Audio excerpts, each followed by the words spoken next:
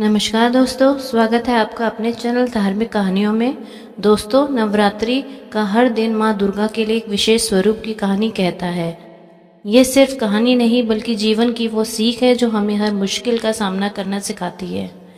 आज नवरात्रि के दूसरे दिन हम बात करेंगे माँ ब्रह्मचारिणी की। ब्रह्मा यानी तपस्या और चारिणी यानी आचरण करने वाली। तो कौन थी ये देवी और क्यों इन्हें करनी पड़ी इतनी कठोर तपस्या। आज हम जानेंगे कि कैसे प्रेम और दृढ़ संकल्प की एक अटूट कहानी ने जन्म लिया माँ दुर्गा के इस शांत और शक्तिशाली स्वरूप को। ये कहानी हमें सिखाती है कि सच्ची प्रेम केवल भावनाओं से नहीं बल्कि कठोर साधना और समर्पण से ही प्राप्त होता है। तो चलिए शुरू करते हैं माँ ब्रह्मचारिणी की अलौकिक गाथा। आप सभी को नवरात्रि की हार्दिक शुभकामनाएं। अगर आप मेरे चैनल पर नए हैं तो इस चैनल को लाइक, सब्सक्राइब और शेयर ज़रूर करिएगा। तो चलिए कहानी शुरू करते हैं। हिमालय की ऊंची चोटियों और शांत जंगलों में एक दिव्य कथा छिपी है। ये कहानी है तपस्या, प्रेम और आत्मत्याग की। ये कहानी है माँ दुर्गा के दूसरे स्वरूप माँ ब्रह्मचारिणी की।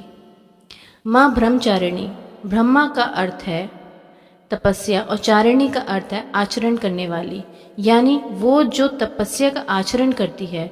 उनका यह स्वरूप हमें बताता है कि सच्चा प्रेम और ज्ञान की प्राप्ति केवल कठोर साधना और संयम से ही संभव है। ये तब की बात है जब माँ पार्वती ने भगवान शिव को अपने पति के रूप में पाने का संकल्प लिया। लेकिन यह कोई साधारण इच्छा नहीं थी। भगवान शिव को प्रसन्न करना, उन्हें पाना, यह केवल प्रेम से नहीं बल्कि सबसे कठिन तपस्या से ही संभव है। माँ पार्वती ने घने जंगल में जाकर कठोर तपस्या शुरू कर दी। उन्होंने वर्षों तक अन्न जल का त्याग कर दिया। पहले उन्होंने फल खाए, फिर सिर्फ बेलपत्र और अंत में उन्होंने बेलपत्र भी छोड़ दिए। इस कठोर तपस्या के कारण उन्हें अर्पणा, जो पत्तों का भी त्याग करे, के नाम से भी जाना जाता है। उनकी तपस्या इतनी गहरी थी कि ब्रह्मांड कांप उठा। ऋषि मुनि, देवता और स्वयं भगवान भी उनके दृढ़ संकल्प को देखकर चकित रह गए।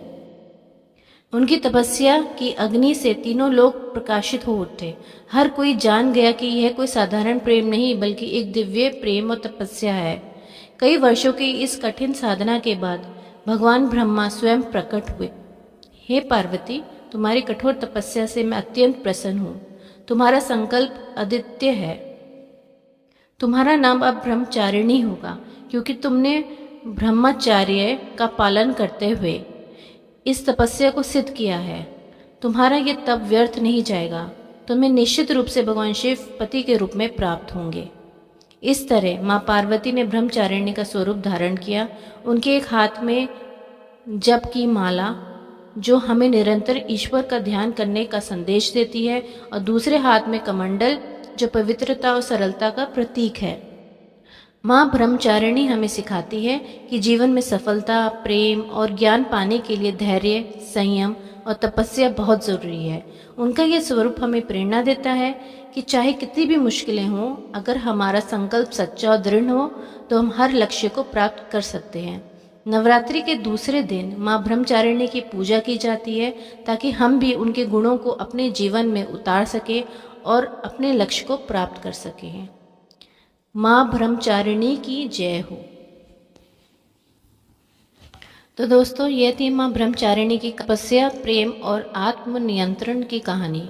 उनका जीवन हमें सिखाता है किसी भी लक्ष्य को पाने के लिए केवल इच्छा शक्ति ही काफ़ी नहीं है, बल्कि उसके लिए कठोर परिश्रम, संयम और समर्पण की भी आवश्यकता है। नवरात्रि का यह दूसरा दिन हमें यह संदेश देता है कि अगर हम अपने मन को एकाग्र कर लें तो कोई भी बाधा हमें रास्ते में नहीं आ सकती।